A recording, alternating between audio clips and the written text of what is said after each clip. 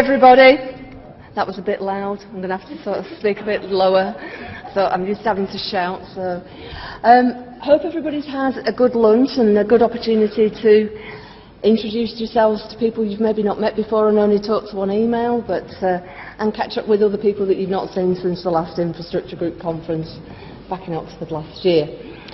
So I'm Joanna Radley. I'm one of the members of the infrastructure group committee, and I'm going to be introducing the next speaker. But just before I do, if I could just draw your attention to the hashtag that's on the bottom of the slide here. We're looking for questions for our infrastructure question time tomorrow. If we've got a few questions ahead of time, then that will help us get things rolling, and hopefully we'll get some good questions for our panel to get their teeth into. But without further ado, I'll hand over to Arthur Clune, who's our Assistant Director Infrastructure at York, and he's going to tell us all about what they've been doing with VMware NSX. Arthur, over to you. Nice.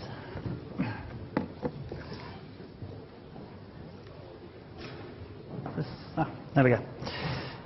Right, hi everybody. So, as Joanna said, I'm Arthur. I'm the Assistant Director for Infrastructure at York. So my teams do server, storage, networking, VMware, edge and data center networking, run the data centers, and also IT in departments at the minute.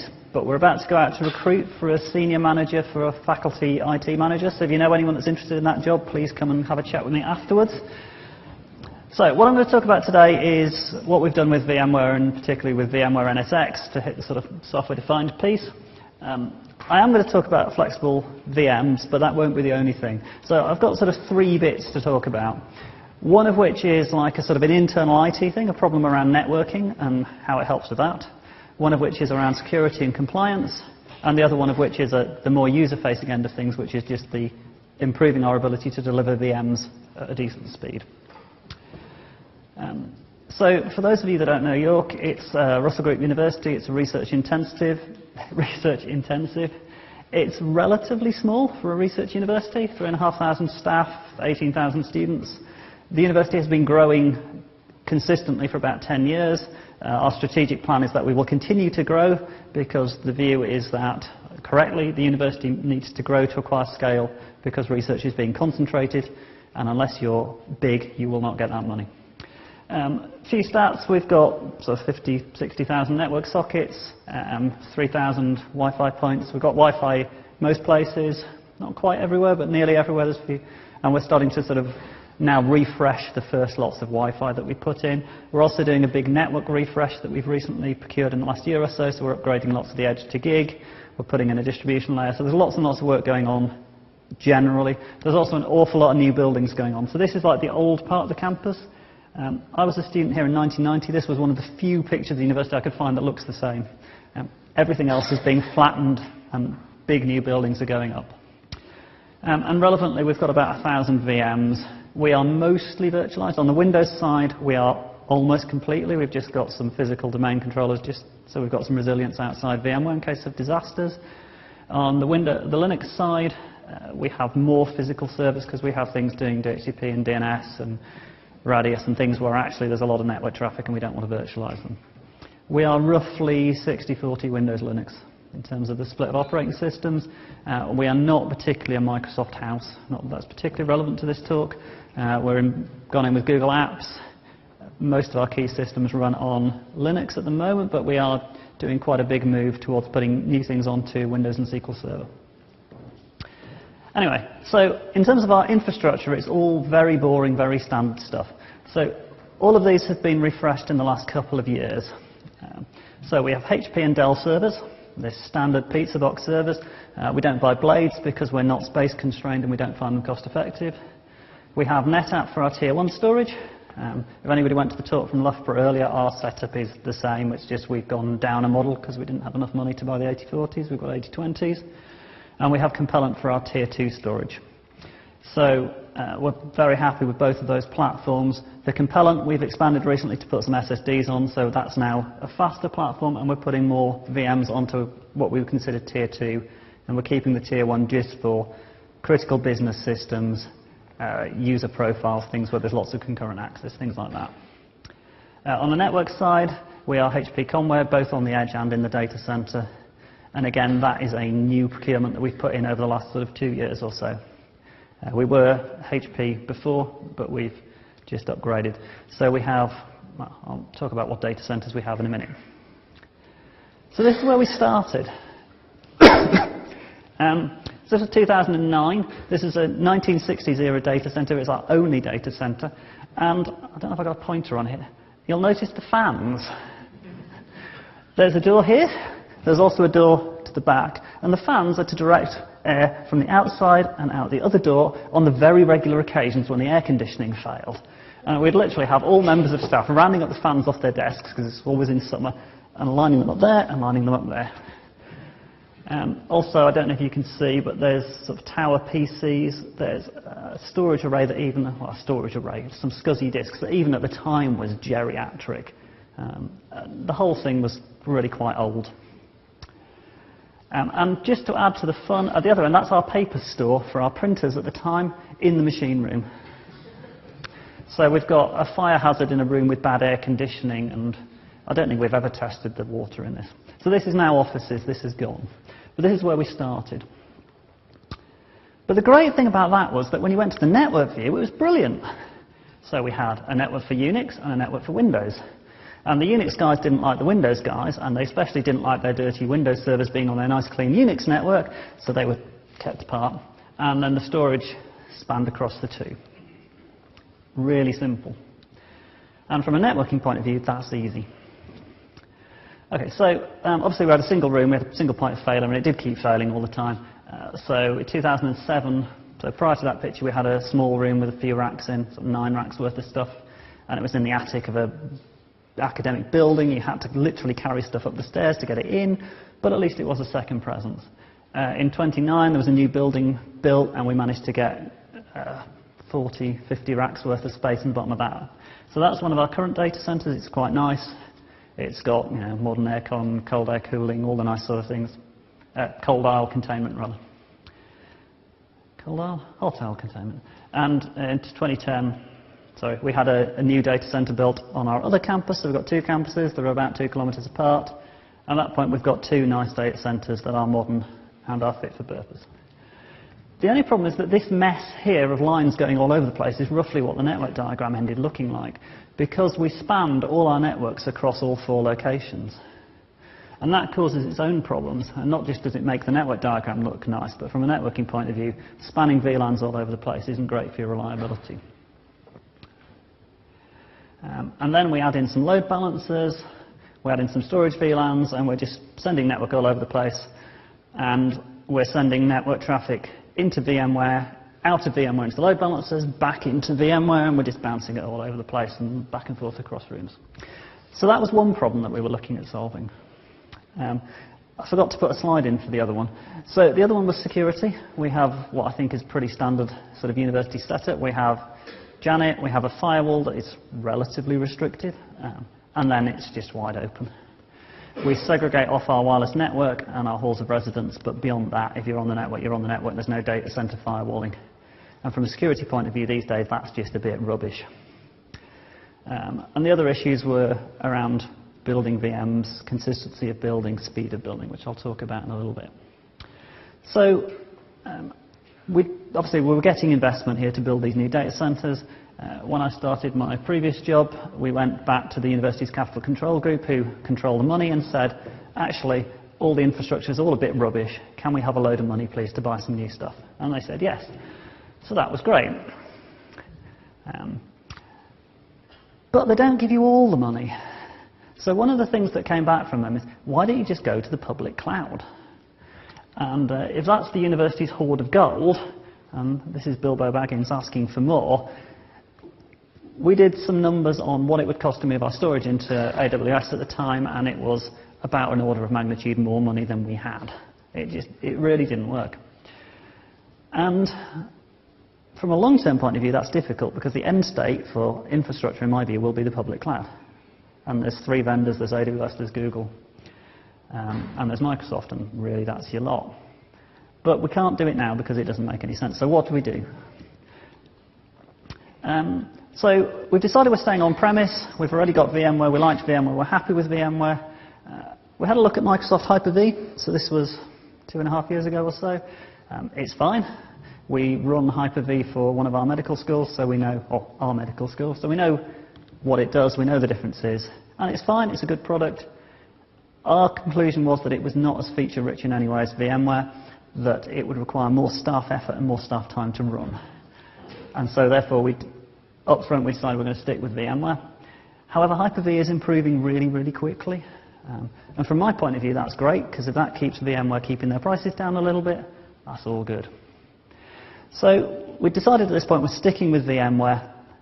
We were on their lowest tier of licensing at the time, so we'd already decided also that we needed to upgrade to a better license. So really it was a question as to whether we went the whole hog and bought the new shiny NSX that they were very heavily pushing, or whether we just stuck with a more standard solution. So I'll come back to that in a minute. We also refreshed the hardware at the same time. These are Sun Ultra 5s. That wasn't what we were running, but those did exist and were running live services in the data picture in 2009. And back then, those were ancient. However, we're replacing 6- or 7-year-old servers with new servers, and we're basically going for really high consolidation ratios by putting in a lot of RAM per box. So these are 1 new servers, 2 socket, lots of RAM.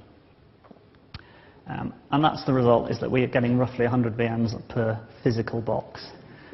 Not just by putting lots of RAM in, but also we're quite strict when people say, oh, my software, the vendor says it requires 32 gig of RAM, and we say, let's try it with 8, and let's see what happens. And then if it doesn't work, we'll give you some more. So we do quite a lot of trying to keep the memory load down, just to keep the costs down. Okay, so, spoiler, we decided to buy NSX. NSX was sold on the basis of a couple of things, one of which was, I'll talk about in how to solve that networking problem, and the other one of which was how to solve the security problem. And both of those we thought justified the cost in themselves, and then we get some others. One of those has worked out, one of those hasn't, or at least certainly hasn't yet, and that's what I'm going to talk about now. So the bit that VMware will tell you will solve your networking problems is the software-defined bit, so the VXLAN, virtual LANs. And this is all you need to know to understand VXLANs.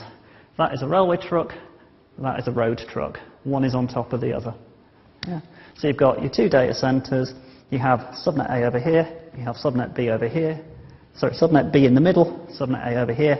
To get a packet from one to the other, you put subnet A on top of subnet B, transfer it across, take it off, unload it off your railway truck at the other end, call it a day. And really that's all it is, it's just an encapsulation technology. You encapsulate your packet, you shove a header on the front, and away it goes. So this is VMware's dream, is that you implement VXLAN, your network will be lovely and flat, you will not have to do anything complex in hardware, your network switches will be super cheap, well ours are anyway because we didn't have the money to buy anything else, but it will have, they say this will avoid all these need to span VLANs all over the place. And of course, that's more like what life really looks like. It's slogging through the mud on your way to Ingleborough.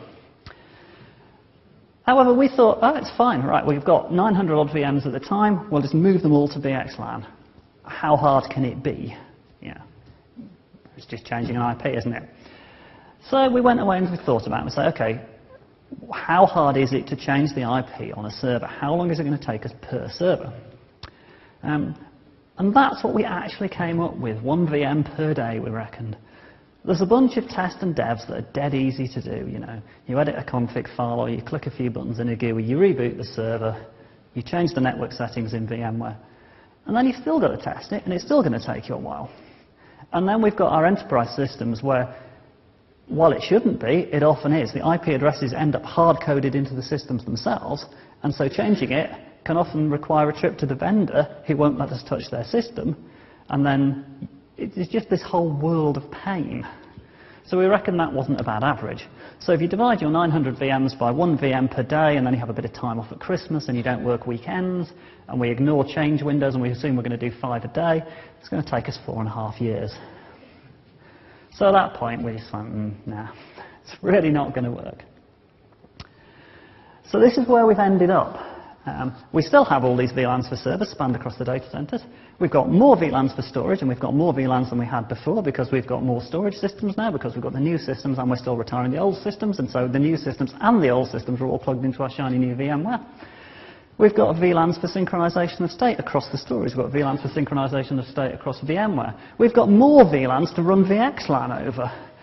So we started out with 12, we've now got 22. It's a great reduction and a great improvement in simplicity there. We think we might get down to 6 or 7 eventually. Eventually. I'm not holding my breath that this will be any time soon. So yeah, it's going to work. There we go. Was it a waste of time just looking at that one little piece? Not entirely. It's mostly a waste of time maybe, but not entirely a waste of time. Where it has given us a win is that we've stopped digging ourselves into a hole, and we are at least starting to come up very slowly. So we are building, when we put new subnets in, we're putting them in on VXLAN, which means we don't have to tag them all the way across the network from one data center to another. We just create them in VMware here, we create them in VMware here, and magic stuff happens. And we're building our new servers. As we build new systems, we're building them on the new network, and that's all good. We still have to span the storage across, though, because everybody talks about software-defined storage, but nobody's actually buying it yet. And certainly when we went out to tender for our, what became a NetApp solution and what became a Compellent solution, it was way too immature. We're quite comfortable with bleeding-edge technology, but definitely not for storage arrays. You know, I like my storage arrays to be 100% reliable and work all the time. And so there was just no solution that would do that. Similarly with things like load balancers, integration with VXLAN is promised, coming soon, all the rest of it. So that's what we ended up with on that one. So security. So we've got this problem that everyone else has got, or at least I think a lot of places have got, where you've got quite an open network, and you've got staff PCs on the same logical security domain as your Oracle databases containing your student records. And that is definitely a problem, and that leads to data breaches, as we found out when we had a test system that somebody looked at and found they could view all the student records on. That was a bit of a problem. We've had near misses caused in similar ways. So we want to do segregation. So we have a small amount of segregation done in the old way, in which we have a subnet for servers, we have a subnet for Windows, we have a subnet for departmental servers. But it basically makes no sense, because we don't segregate logically by security domain, which is what we should do. We should say this is high value data, this is low value data, you're over here, you're over here. We don't. We say who owns it, who owns this virtual machine, and then put them somewhere. So that's basically a fail as well. But that's where we were. So it's the Wild West, hence the Buffalo Bill picture. So in terms of what we've actually got as a benefit, I think this is the easiest case to justify NSX, is that actually it lets you do this. So you can have a per VM firewall. You can do it on your legacy VLANs that are stretched across your data centers. And you can associate a firewall rule with a group. So you can have a group called web servers, and you can tag a host into a group, and it will automatically pick up the firewall rules. And when it moves from data center to data center, the firewall rule follows it. And that's really nice. So that's our strategy for providing segmentation within our data center, is that we are not going to put in a big hardware firewall. Because basically the alternatives to this are, either you buy really quite a big firewall that will deal with quite a lot of traffic, you pipe all your traffic out of VMware into the firewall, back in all the time, or you can run firewalls within a VM within VMware, but then you're limited in terms of throughput to, I think, was it 3 gig per firewall, roughly, and that's just not enough for any sensibly sized VMware infrastructure.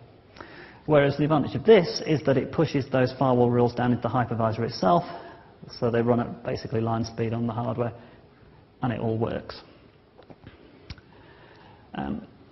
In terms of actually implementing this and getting it to work, we're basically starting with the process that as we move from our legacy VMware cluster into the new, as you come across, you get a firewall rule set applied. Because, as we all know, if you don't do it at that point, it's just never, ever going to happen. And we're trying to do block by default, but yeah, we're trying. Let's just leave it at that, shall we? But things are getting firewall rules, so it's sort of 50-50 on that one. But the big thing is that we're creating groups rather than hosts as much as we can. So, there is a group that says it's a web server, and you get 80 and you get 443. Rather than, WW1 has a Pacific line for it. It starts to look a little bit more like a proper firewall. For anyone who's seen a checkpoint firewall, the NSX UI is clearly ripped off from checkpoints, even down to the color scheme. It's quite funny. And as we'll see when we're doing the auto-provisioning in a minute, because it's a tag, you just associate a VM with a tag. When we auto-provision a VM, we can associate a tag with it, and it automatically gets a firewall rule with no user intervention. And that's great. So this on its own, I think, for me, justifies the cost that we put in, which was maybe half the pile of gold we saw Smog looking after. Okay, so the final bit, self-service. So obviously we build VMs. There we go. So we build Linux VMs, we build Windows VMs, and they were built to differing standards and in differing ways and by differing people. So like most research universities, we allow people to basically have a server if they ask for it, and they can run it themselves. So the biology department will run their own servers. Professor Smith in chemistry might have his own server that he just logs into randomly and fiddles with. We in IT, this is what we did with Linux builds, so they were mostly automated. We have a mixture of Ubuntu and Red Hat. We use the vendor tools basically to do a virtual bare metal and then a boot.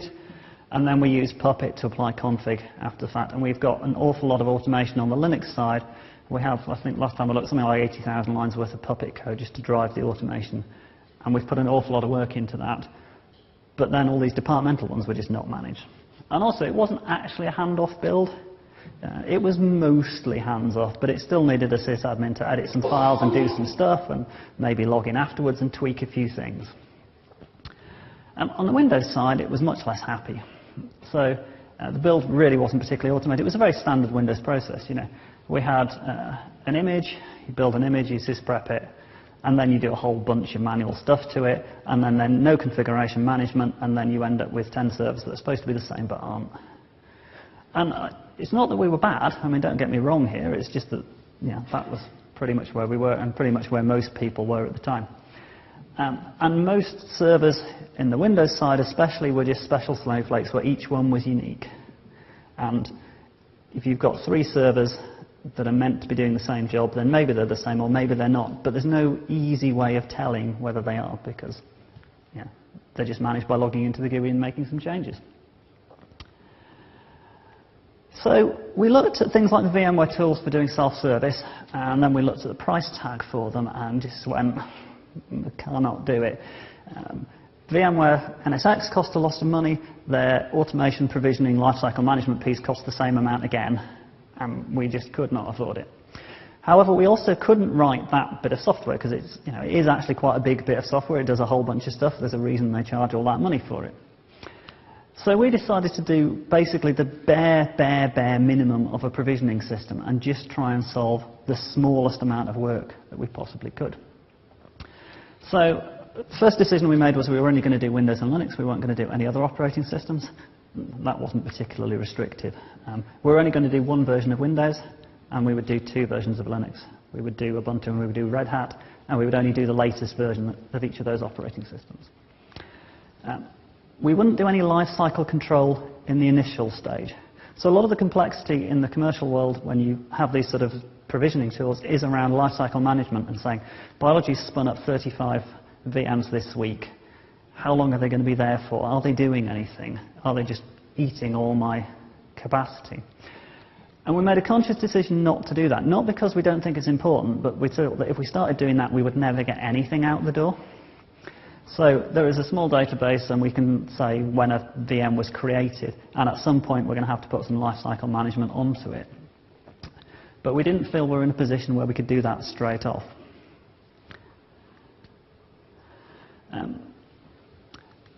So this was the basic plan. We wrote a front end, it's a web front end, which I'll show you in a second. It talks via an API to a Windows host, because When we came to look at the VMware APIs, the VMware APIs are very powerful and they're very capable, but the most mature way of talking to them is PowerShell. They support other ways, but this was just the easiest way of doing it. So our Ruby web front end, which was written by one team, talks to a back end, which was written by a separate team. So the Linux team wrote the front end, the Windows team, who look after VMware, wrote the back end. So you get a pile of JSON in that says, I want a medium-sized Linux box, this, that, and the other. VMware is, well, this API here talks to VMware, and VMware then boots. For Windows, it boots a Windows template. For Linux boxes, it does virtual bare metal and then a PXE boot. What's next? So yeah, it's the last bit that's hard. So you probably can't see, but this guy isn't wearing a harness while slacklining across Yosemite Valley, which is just quite bizarre. Anyway, so doing that last bit is hard. We had mostly automated builds on the Linux side. It still took us a long time to get that last bit fixed. So, as we can see, there's 1,500 lines of code for the entire initial build of this sort of self-service API, which took a web request, had a web front end, and kicked off something in the VMware side of things. That was relatively easy. We had a prototype knocked up in a 3-day session that we booked out, and then it was making that production ready. But the basic bit worked quite quickly. It was, you know, the classic 80-20 rule that the last 20% of the work takes 80% of the time really very much applies to trying to automate your server builds. It's actually really quite hard. And that's, again, where some of the value of some of these automated provisioning tools, where you can say, tick a box and I'll have a SQL Server service, and it'll auto-build that for you. That's where some of that extra value comes in over and above what we've done. However, on the Linux side, we can do actually and say you can have a Postgres database service, hands off. We haven't exposed that in the web front end because that integration from the API into our sort of server management system isn't there yet. But there's quite a lot of it there. And if you're a member of staff in IT, you could actually do that relatively easily. On the Windows side, we have now hands-off builds all the way. So it'll boot off a template, it'll do a domain join, it will finish it up, it will apply the patches, and you'll end up with a member of the domain that's then ready to go and then install SQL Server or whatever it is on manually after the event. So in terms of fixing up that final bit of what Windows does, PowerShell DSC is the new hotness. So this has come out of, you're probably all aware of PowerShell, came out of Microsoft's, a group within Microsoft that looked at what the Linux and the Unix guys were doing in terms of scripting, said we can do that and we can do it better and we can apply it to a Windows platform. So that's what they did. DSC is then an extension of that that says, here's a server, I want it to look in this state, make sure that it's always in that state. So that if you change the state, it then applies, it reapplies whatever it is that you've changed. But when we started looking at it, there was lots of talk about it, there was lots of blog posts about it. Microsoft were making a relatively big push about it, but it just wasn't there. Mike went to VMworld in 2015, not VMworld, TechEd in 2015, and had difficulty finding people to talk to about it. So it just was not in use. This year, it's really quite good. But it is really quite bleeding edge still. The tooling is changing, the community support is good, but things like the software is just changing very, very fast. So you'll have something like a module for provisioning VMware, and it will just keep changing. The other issue is, of course, that it is a change in the way that Windows admins especially work. The Unix guys are used to this, the Windows guys are not. Anyway. So this is the final outcome of all this, is that you basically log in and you get a small, a medium, or large Linux box, small Linux, CentOS, Ubuntu, or Windows. This was an early version, so you can now have a small, medium, or large Windows box as well, and there's some sliders that aren't on this where you can say, I want more or less memory, I want more or less disk. And it just works. So where we're at the moment is that this is in use by our second-line support within IT to provision VMs. The next stage is to roll it out from within the infrastructure team to the development team, and say they can create VMs themselves without intervention from the infrastructure team. That in itself will be a good win because they spin up a lot of VMs. They spin up VMs for testing. They're doing continuous integration. They will also be able to automate this because at the end of the day, all this does is generate a little bit of JSON that it puts over HTTPS. Yeah, if they're a web team, they could just send that directly in if they wanted. And then automate, spin up a VM, run some tests, spin it down. We'll see what they do with it. But that will be a nice win for them.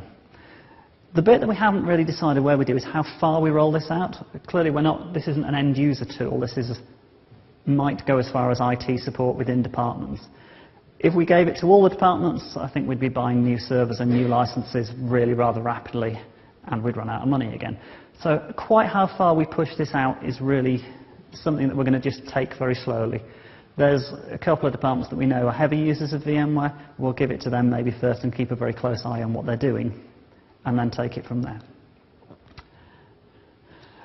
Okay, so that was really almost from the bottom up, that was why we ended up justifying buying NSX. Now obviously we didn't actually do it that way, because we have a procurement process, so we have to come up with a justification first, and then you write your case, and then you go out to tender and all the rest of it. Those were the three things that we sort of hung the case on, as it were. And basically two of them have worked, and one of them, I hope it'll work in time, but it hasn't done what we expected at the start. It hasn't given us the simplicity that we were hoping for. And I think actually the reason it hasn't is that it's just too early. It's really quite soon. There's a bunch of other practical issues that come out of trying to do this whole software-defined piece. And I think are more general than just applying to NSX. So this is the Greek myth of the punishment in hell. It's a Titan painting carrying the rock up the hill for all eternity. And you get to the top and you start again at the bottom. It can feel very, very like that at times. How hard is it? It is very hard. We're quite gung-ho. We have a very technical team.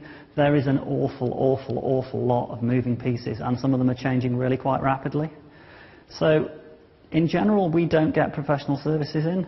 So if we were to buy, say, a new server or storage platform, we'd have the vendor in to do the initial install and a little bit of knowledge transfer, but we would run the system after that. We don't have any consultants in on a permanent basis, and we don't generally take any professional services or consulting. We have done for this, and it was part of our sort of initial tender with VMware, that they've given us quite a lot of technical support and pre-sale support and everything else.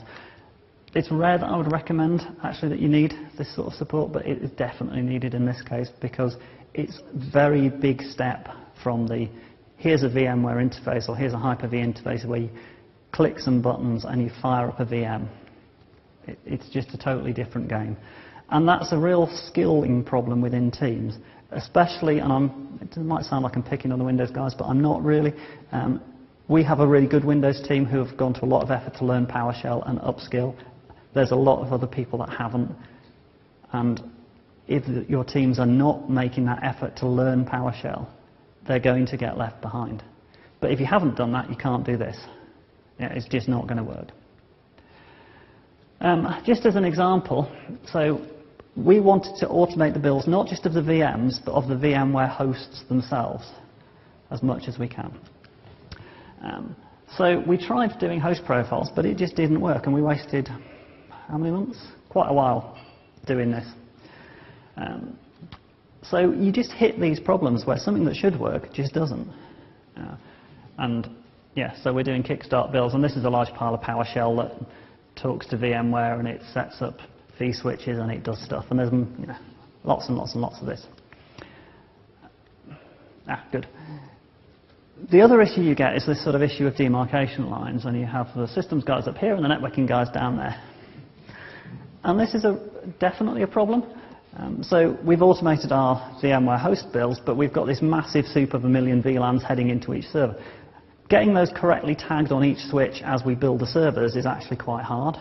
And we've even had cases where we've had them on the port but not on the switch, so that the server thinks they're there, but then you can't talk to the rest of the network, and there's just a whole bunch of pain there. But there's also that's just like a procedural piece, how would you correctly configure something into a data center and get it to work? But the other thing is, where do you draw the line? How do you do the demarcation? You know, we're running VMware NSX, we're running OSPF, which is a routing protocol, is something normally the networking guys would do. And it's the server team that are looking after it. You know, who manages these VXLANs, these virtual LANs? Who does the naming for them? Who says which subnet names you can have?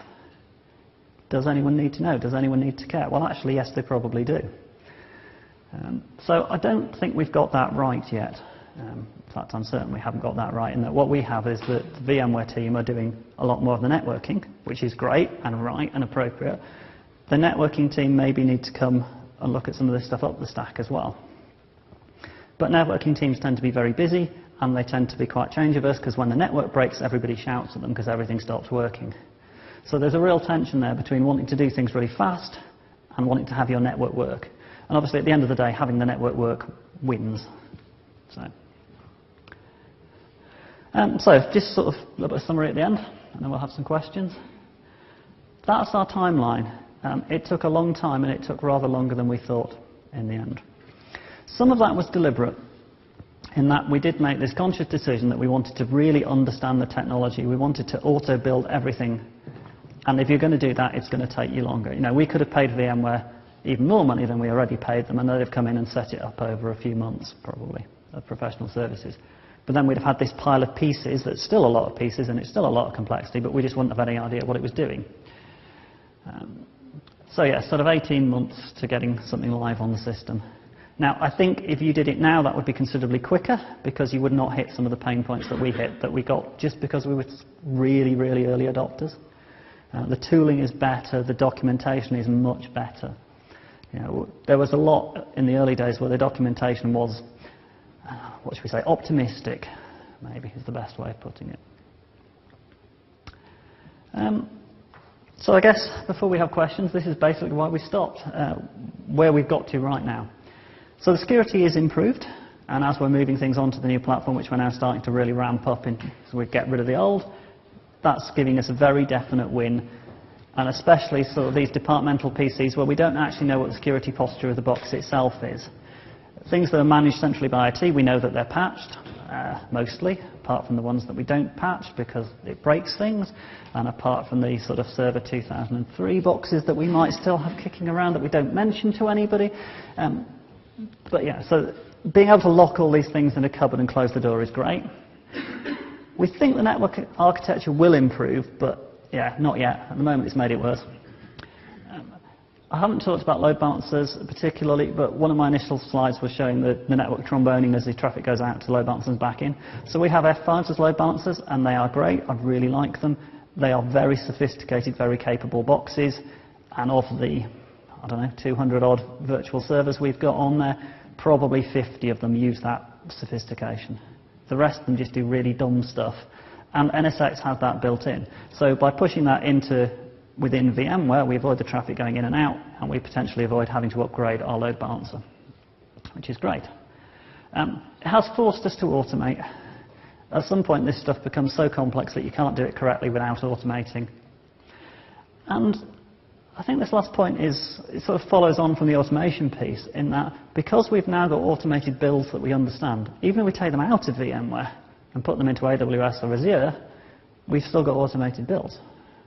And we can build them up anywhere we want.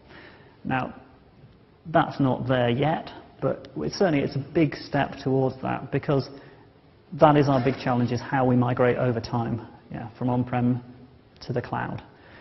We've just put a big investment into VMware. That's going to be valid for quite some while yet. But the ultimate end state also seems quite clear to me. So thanks to everyone that built it.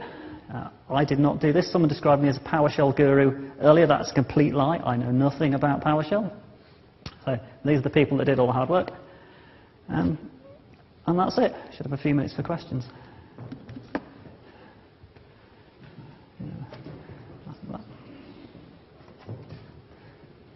There's one at the back there.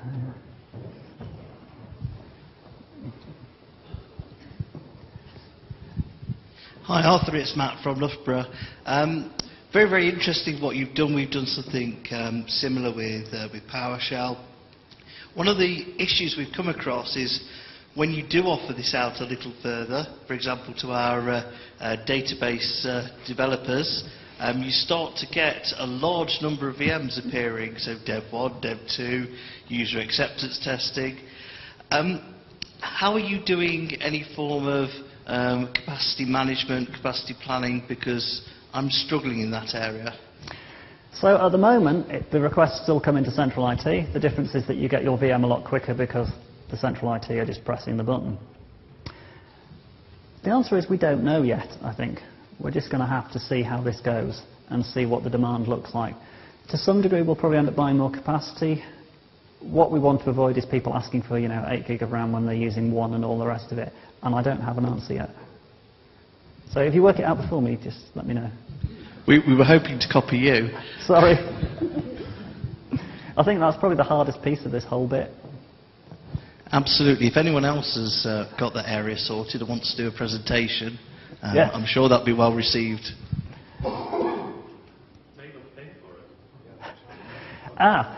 Make them pay for it. So, a whole separate thing there. We used to charge out for VMs, and we used to charge out for network connectivity, and we used to charge you a bit extra for having our image on your PC. And because we don't have central purchasing and departments have their own budget, the end result of that was just duplication all over the place. So we feel we can't charge. We've scrapped all charging, and the result of that has been savings because people have stopped buying their own storage arrays and stopped running their own clusters and everything else.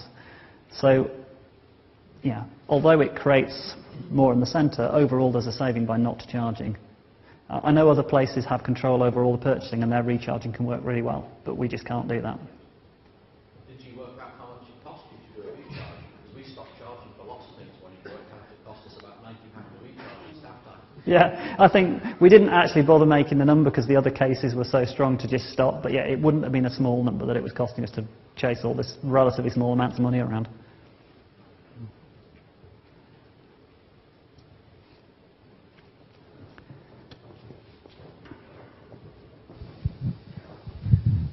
Hi, have you given much thought about how much it's going to cost in man-time to maintain this platform and then further develop it? Because as we know, none of these things ever stand still.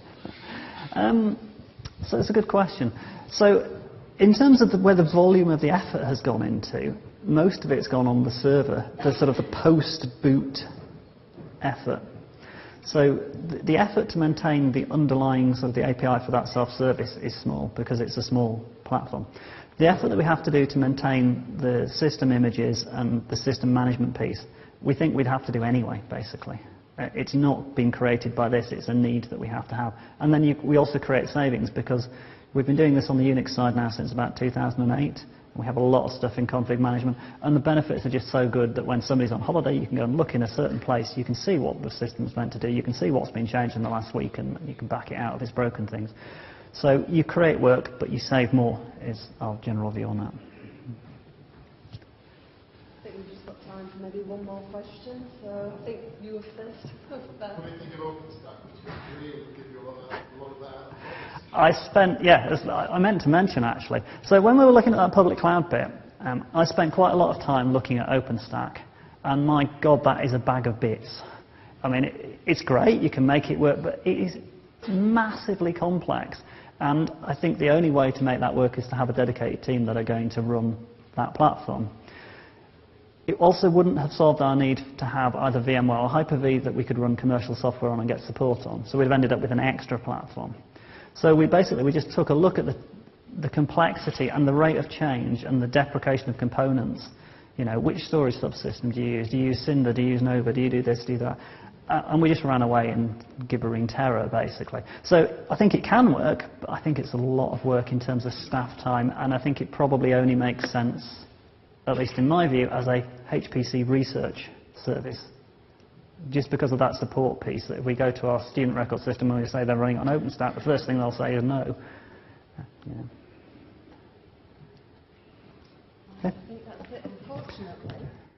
It looks like we're out of time, and I think they were starting to get quite a few hands up there, so I think if anybody's interested in picking Arthur's brains a little bit more, we're obviously here for the next couple of days. I'm sure he won't mind you buttonholing him as and when you see him.